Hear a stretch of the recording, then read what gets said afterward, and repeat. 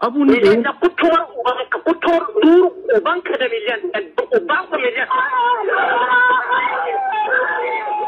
ubanka da miliyan ya kaji ko don kutuwar ubanka inda miliyan ya ne a cikin ka kaji ko ubanka da Barka da kasancewa tare da wannan channel mai suna sirrin waya iPhone da Android.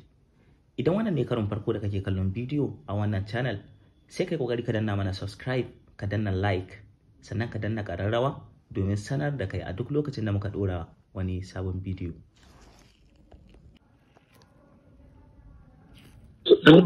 Hello?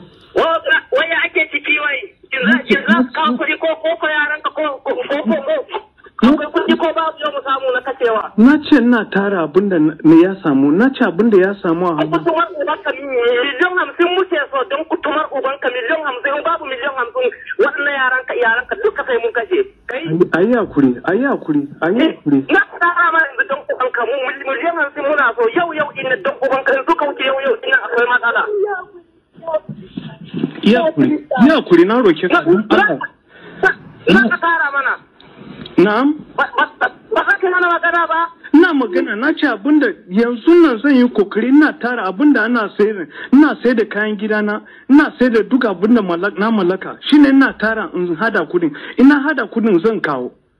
Nawa ka hada mana yanzu miliyan nawa ka hada yanzu a hannunka. Yanzu nan haka ina da miliyan daya da wani abu. Abu ne da kutuwar duru ubanka da miliyan ubanka miliyan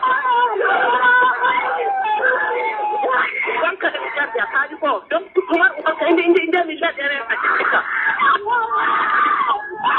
kaji ko ubanka da ubanka ka fada da kanka na ce yanzu na haka abun da ina da shi kenan kana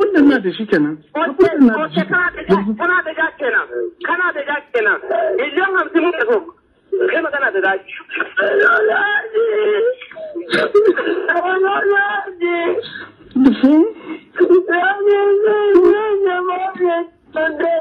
I'm trying to get the money. It's not our fault now.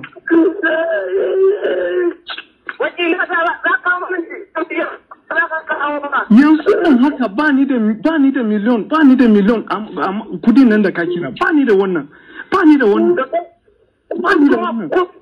kuma ubanka ne miliyan ɗaya da rabi ubanka ne miliyan ɗaya da rabi ba mu don ubanka kuma ma iyalan naka kuma mu kashe don ubanka ka tafi su sai ka da duniya to oga in ka kashe su ya zai ka kudin in ka kashe su zai kawo kudin da na da kudin zan kawo ina da kudin zan kawo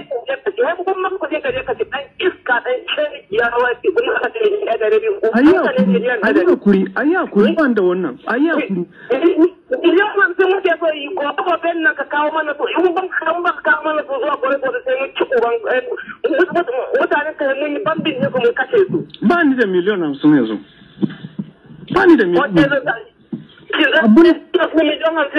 ko ba za ka nemo ba.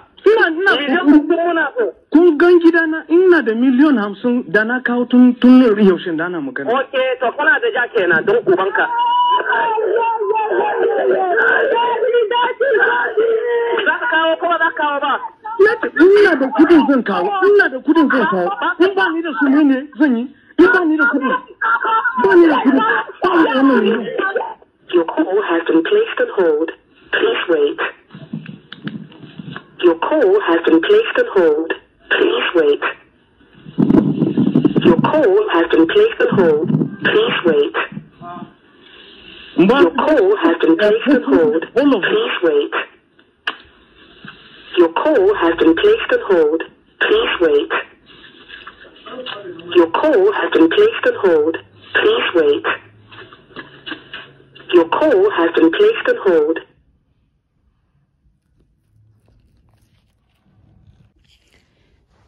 Wato kamar yadda kuka ji a wannan bidiyo, waya ce wadda aka yi da wasu 'yan bindiga da suka ɗauke iyalan wani bawan Allah, suka nemi ya ba su kuɗi kimanin naira miliyan 50 domin sako da 'ya'yansa da iyalansa. Wannan bawan Allah baya da kuɗi, baya da wani kasuwanci wanda zai samu kuɗi kimanin naira miliyan 50. Kadarar da ya mallaka ta gida da mota da 'yan kayayyakin da suke cikin gidan shi duka ya haɗa ya sayar, amma gaba ɗaya kwata-kwata bai haɗa naira miliyan 3 ba. Sannan wa'annan 'yan bindiga sun ce dole sai ya ba da naira miliyan 50. Wannan abun ya yi muni sosai.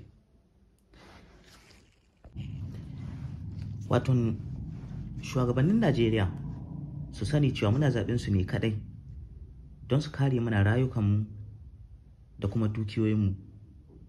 Amma abin ya gagara. Tun 2008-2009 da Boko Haram ta tsira a Najeriya, ake faman kashe mu dare da rana, ana ƙona mu, ana yayyanka mu, amma shugabannin ba su iya magance mana wannan abun. Jami'an tsaronmu ana ɗaukar su aiki ne, ana ba su manyan motoci ne masu tsada, ana ƙara musu matsayi ne a wurin aiki, ana ƙara musu albashi ne a wurin aiki, ba don komai ba sai don su magance mana wa'annan matsalolin, su kare mana rayukanmu da kuma dukiyoyinmu. Amma wannan abun ya gagara. Shekara 13 yanzu ana zubar da jinin ɗan adam a arewacin Najeriya.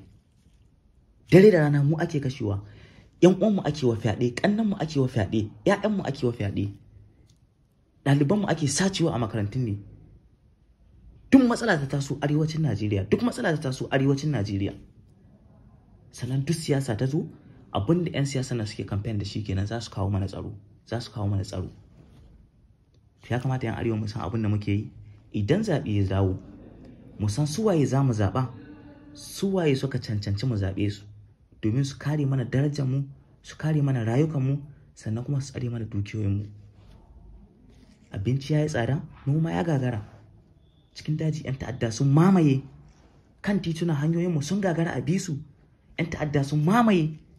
Yanzu ka isa ka tashi daga Abuja ka je Kaduna, ko ka tashi daga Abuja ka je Sokoto, ko daga Zamfara ka ce ka yi Sokoto, za a sace ka, za a ɗauke ka, a nemi kuɗin fansa naira miliyan 50, kuɗin da baka taɓa ganin su ba, sai dai ka ji su. Yau ga su an ce dole sai ka kawo. An saka cikin tashin hankali, an saka cikin rudu, baka da kasuwanci, baka da wata kadara, baka da wani abu na daraja wanda zaka sayar, ka ɗauki kuɗin nan ka ɗauko fansar iyalanka da ka ɗauke, ko kanka ko ƙaninka ko wani ɗan uwanka. Shugabanninmu sun zo sun yi tsaye, sun yi shiru, suna ganin abin da ke faruwa, suna kalla, ana kai musu rahoto, ana kai musu bayani, amma sun kasa su magance wannan matsala.